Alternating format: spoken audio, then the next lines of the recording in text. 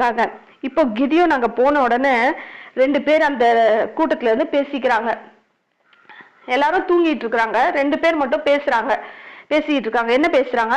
ஒருத்தன் ஒரு கனவு கண்டான். அந்த கனவை இன்னொருத்த கிட்ட சொல்றான். என்ன கனவுன்னு பார்த்தா, ஒரு வார்கோதுமை அப்பம் உருண்டு வந்து மீதியானவருடைய பாளையத்தை அப்படியே நொறுக்கி போட்டுச்சு.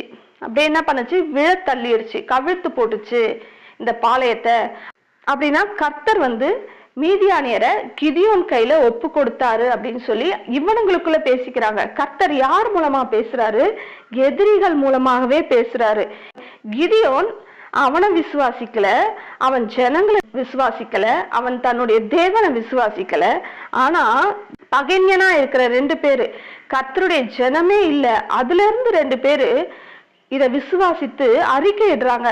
நம்மளுடைய சேனைய கிதியோன் முறியடிச்சிருவான், கர்த்தர் அவங்க